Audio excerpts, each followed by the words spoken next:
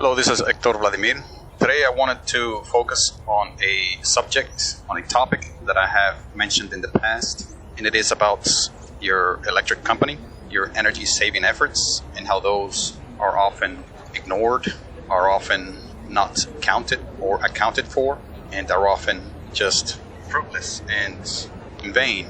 Today is the 13th of August, 2024, just for the record, and I want to give you a few pointers, ideas, pieces of information in the case that you have saved energy, have made significant efforts to save energy, to lower your energy bill, your electric energy bill specifically, and yet you are not seeing the results, the products, you're not seeing positive results, you're not seeing lower bills, you're not seeing any savings or very little savings despite your large, humongous, and hard efforts. So if you're in that situation where you have made significant and very sacrificing efforts to save energy, and you're not seeing any results, any positive and good results from it, from those efforts, and you have even evidence that your power company, your electric power company, is ripping you off,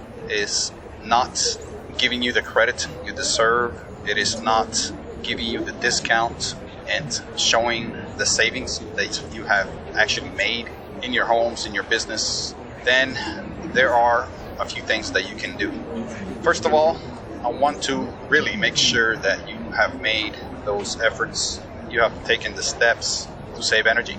Many of us have jumped the gun and blamed everyone and their dog about our high energy bills. We have not yet made the effort and taken the time and taken the actual meter readings that are required to know whether we are even making progress or to see where we stand in our energy use. So I want to make sure that you first are aware of the energy that you are using, consuming, or that the energy that the power company or electric company is actually alleging that you are using. The second reason why you would have records of your electric meter readings is to have evidence in case there is foul play, fraud, theft, overcharging from your electric company. You want to have those meter readings as your basis for your claim, your demands, as evidence. And you want to have those organized, and if they are photographic, they are worth even more. Photographs maintain, if you have it set up this way, they maintain dates, they maintain times, they maintain even locations if you take those with a smart device, whether it's a phone or a tablet. Now, if you take it with a camera, the only thing that they may maintain is the date and time which the camera is set up to when you took that photograph. But it is still valuable. But even if you don't have photographic evidence, such as pictures of your meter readings, written down notes are still valuable in court. So you want to have that as supporting evidence in case you need to take that evidence to whatever means you use to protect yourself, whether it's court, whether it's presenting it to any kind of regulatory agency or company, or whether it's you're taking it to the media. You want to have that information. So the first place to go is your meter, your electric meter, and you need to basically visit this meter and see what it says, the reading on it, daily. That is the first thing that you want to do. And this needs to happen whether you are making energy saving efforts or not. You need to know yourself what you're using, what your energy use habits are, what your energy use trends are on a daily basis, weekly basis, monthly basis, yearly basis. Once you have done that regularly and you start that habit of taking down your meter reading once a day, every day, then you start to build that database, that information, that knowledge about your power usage, your habits, using power, etc. If you could take meter readings more than once a day, the more power to you. I would highly recommend that. If you could take your meter twice, even 3 times a day on a regular schedule, meaning at the same time each day, that's even more accurate information that you will have. And this information will help you in many different ways. 2 main or major ways that this information will help you is to, 1, determine a trend or a habit of energy use again for you. You will know and have a much better idea when you're using more power, less power, what time of day, what day of the week, what day of the month, etc., or what week during the month you use more power or not. You can get quite intricate, detailed with it, or you could be just writing down the numbers and not doing much else with it.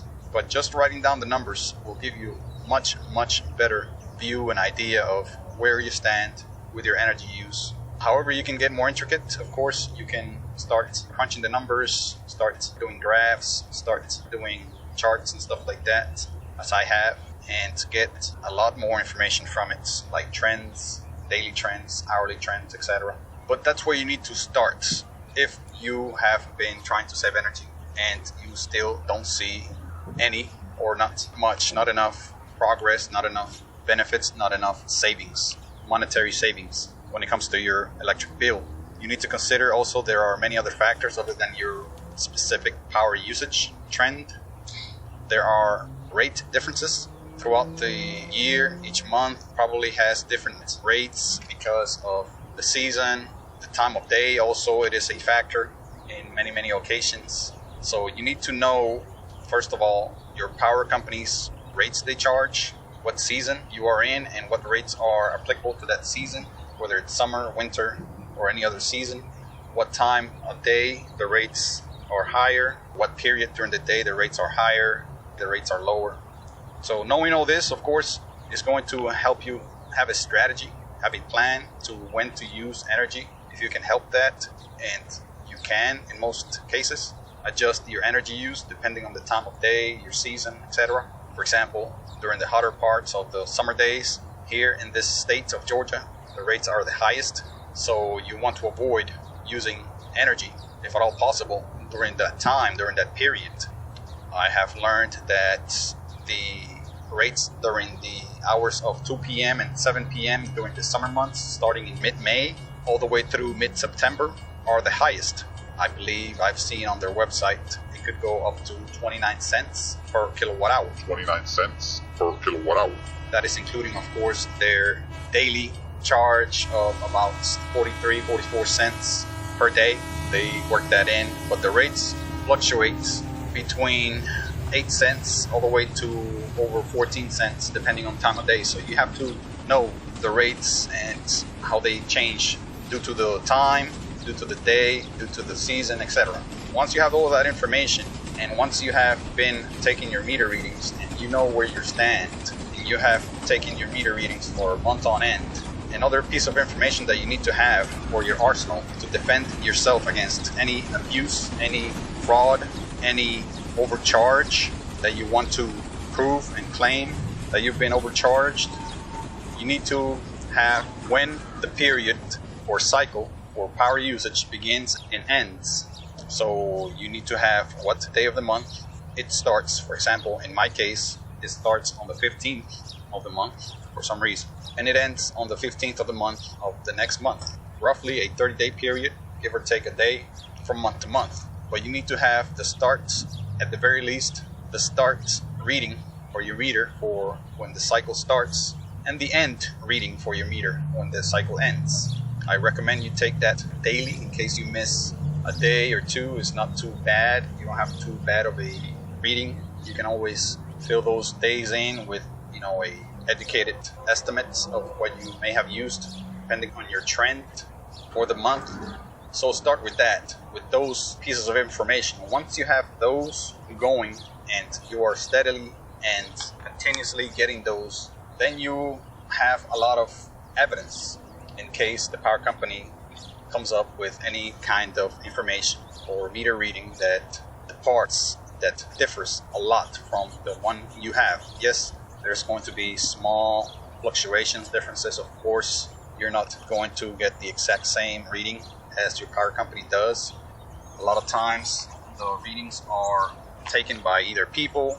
Most cases, I believe nowadays, the meter readings are taken electronically, automatically, remotely from the power company. They have these smart readers where the power company gets the live snapshot view of it, and you don't even have to call them and find out what their reading is at any certain point, you can go to their websites, sign in under your account, and like that you can compare your readings against theirs, your trends against theirs. They break them down per day, per hour, and in many cases you can go there and see what your power usage is pretty much by the day, by the hour, by the month, by the week. I mean, they got all kinds of charts and readings there that you can switch around and look and see. You can even see how much you're spending per hour by dollar amount, per week, per month, etc. You can see in many cases what your expected bill is going to be for that month, because they kind of have a trend analysis where they, depending on your usage trend, they can more or less guess how much your bill is going to be into the future. So take advantage of all that. The next thing you need to do is to ensure that you are, in fact, trying to save energy. There are many ways to do this. I've gone into some detail to do this about that in the past. I'm not going to beat on that dead horse with it, but I need to reiterate that your household, your home, has what I call power hogs. Power hogs. These are your appliances, big, usually appliances that consume the most electricity. Your air conditioning heater, if you use that, or your air conditioning cooling, that is roughly about half of your monthly energy bill. Half of your monthly energy bill. If you can lower that usage in whatever way you can, you're going to be impacting about half of your electric bill. I personally don't recommend you having air conditioning if you don't need to have air conditioning. Meaning that if the temperature is not extreme, open up your windows and doors and let fresh air cool or heat your home. Welcome to Earth. You don't need to act like you are in the moon or Mars and have a sealed, enclosed environment, hermetically sealed environment inside of your home 24 hours a day. There is not a toxic environment outside, at least not to the point where you need to be hermetically sealed. People, I believe nowadays, are extremely used to having their air conditioning either for cooling or heating on all the time in their homes. They run out to the door and go turn their air conditioning on in their vehicles, whether it's cold or hot. They leave their air conditioning running when they go places. They even run to their car just to turn the air conditioning on before they get in. Sometimes 10, 15 minutes before they get in the car, so it's nice and cozy 10 minutes after when they get in.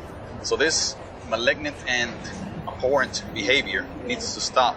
You need to be able to acclimatize to the weather a bit better, a bit more, and save on that energy bill.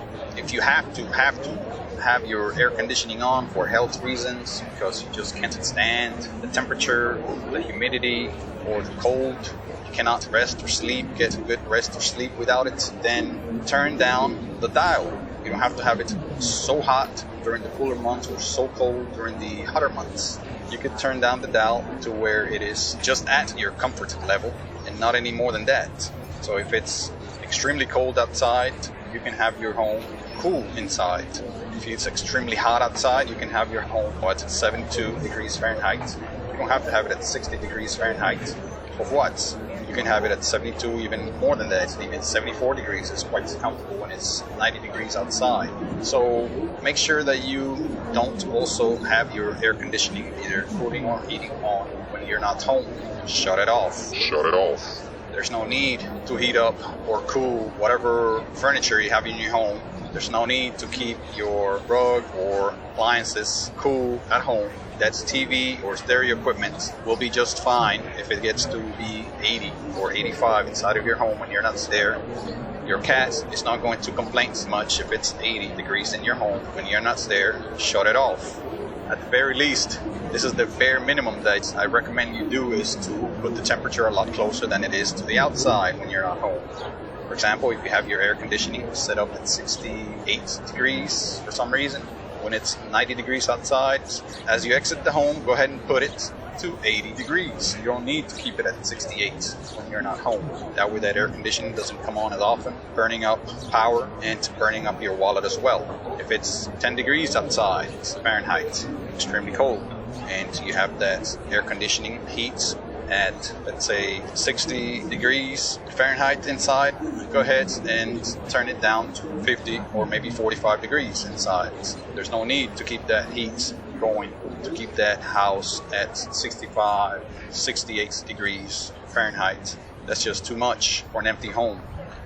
So just to reiterate about saving energy with your air conditioning, whether it's cooling or heating, you may use, instead of your central and very energy demanding and hungry AC unit, those central AC units are notorious for using tons of energy. They use 220 to 240 volts AC, which is quite a lot, and they use at least 10, 12, even 14 amps. This is thousands of watts per minute that these units use. So they are notoriously power hungry. I call them power hogs. So you may alternatively use window ACs. The window ACs run usually on 120 volts AC. That's your wall outlet voltage, and they use a lot less wattage. You can have those set to a certain temperature, and they use a lot less energy. They're a lot more efficient, and their main advantage is that they only air condition a single room for the most part. So most people only inhabit one room at a time. Most families, small families or single persons, you can only inhabit one room at a time. So go ahead and just air condition the room or rooms that you are inhabiting, and leave all the other rooms without air conditioning. Again, you don't need to air condition your furniture, your rug, your floor, your ceiling, your walls when you're not there. That's just a utter waste of energy. The other alternative is to use mini split unit or units. That's what they call them. That's air conditioning units that have one portion of it outside, such as the Mitsubishi Mr. Slim. The other unit is inside of the house, the one that basically distributes the air or pushes the air into the room. And these have various voltages, whether it's 120 volts AC or 220 volts AC. Sometimes they run on different voltages, but they are a lot more efficient than even your window unit, and magnitudes more efficient than your central AC unit. So those are two very good alternatives to air conditioning and to save energy on those. The next thing you need to look at is your water heat. There's no need to keep your water heat on all day long, 24 hours a day. Those heating elements, heating that water up, turning on several times, perhaps per hour, all day long. Even when you're not going to take a shower, within hours, sometimes 7, 8, 9 hours. There's no need to keep water on hot when you're not using it. That water heating tank does not need to be hot for no reason. So go ahead and shut that switch off. Shut that switch off. Shut that breaker off as you exit the home. And you may turn it back on as you enter the home. A water heater is not going to be hurt. It's not going to strain like they want you to believe. That heating element is going to turn off and on, no problem, without any strain, whether you leave it on or not. It is just an electric switch that you're turning off and on as you switch. You can put it either on a switch or disconnect. It has to be rated for the amount of power, of course, and it's professionally installed. Or you can just turn off the breaker. Trust me, you're not going to hurt that breaker. Within thousands and thousands of cycling that breaker, it's not going to be hurt.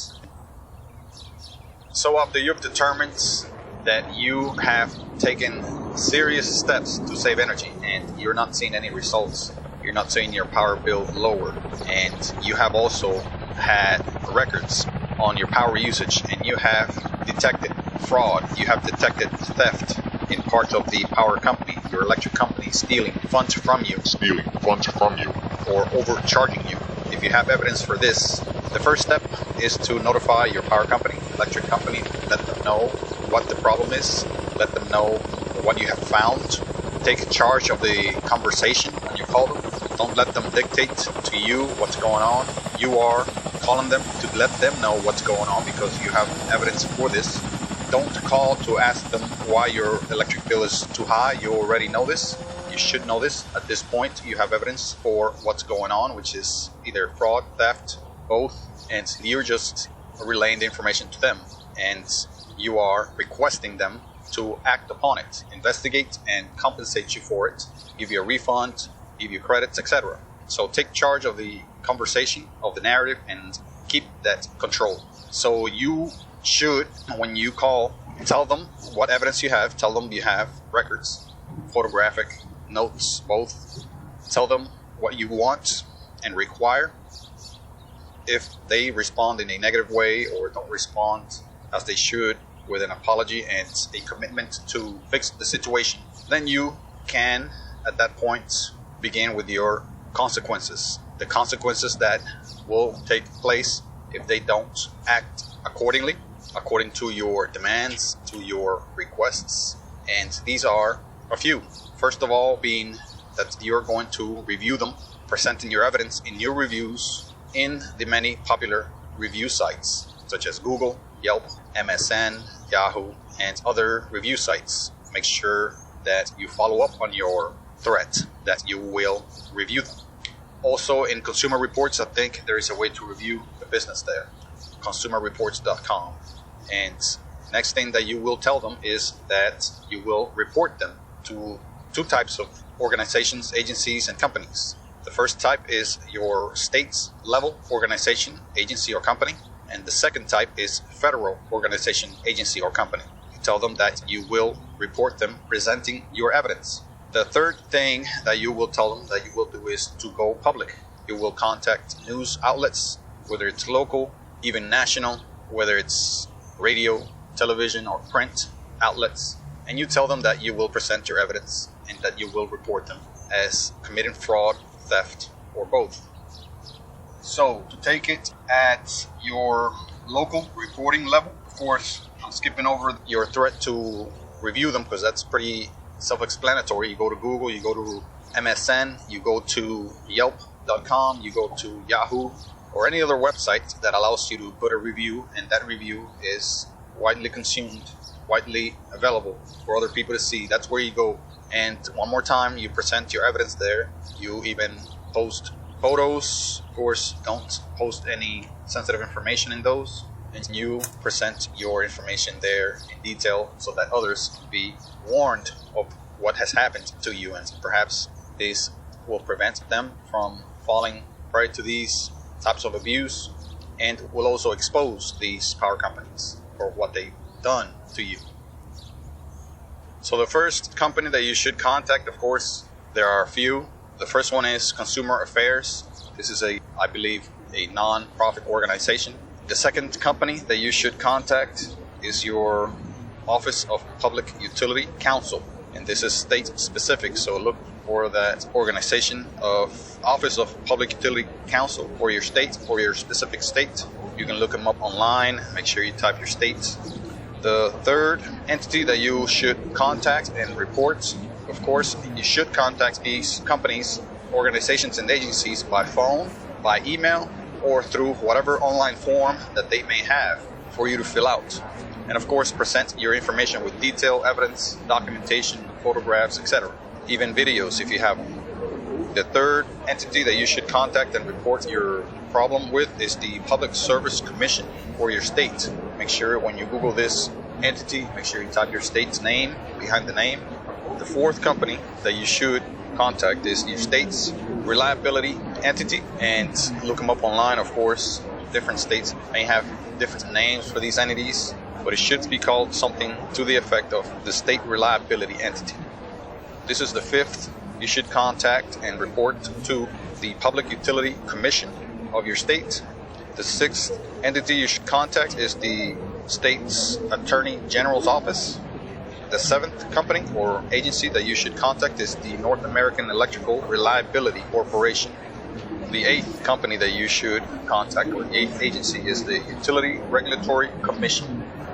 The ninth company and the final one that you should contact is the serious one, is the Federal Energy Regulatory Commission. Again, the Federal Energy Regulatory Commission. And of course, these agencies and companies and organizations are either at the state level or the federal level. The last few were at the federal level. And as what I've heard, these will get you a response very soon from the power company.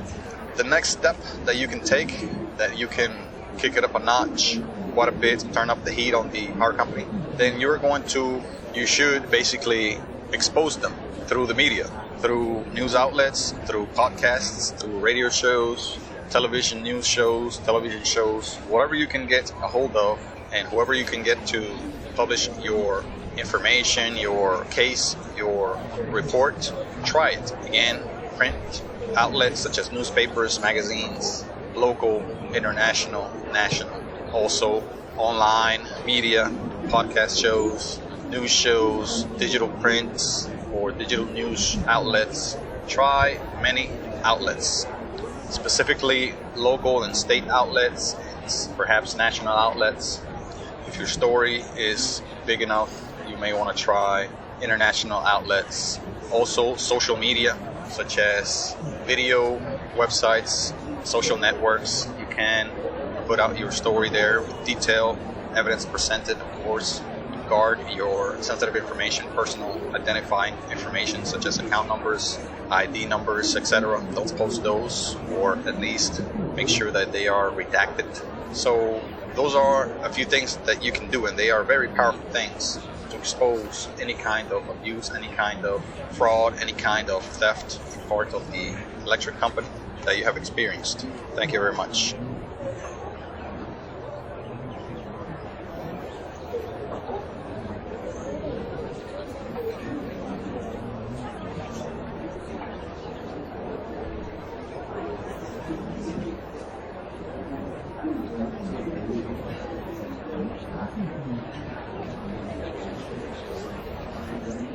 Thank you for listening to this podcast. Please look for the next episode soon, and please ensure to share this with your friends and family. And please like this content and subscribe as a sign of support and for me to continue to provide this type of content to more people like you. Lastly, if you wish to support this content further, please visit the links provided in this publication. Thank you.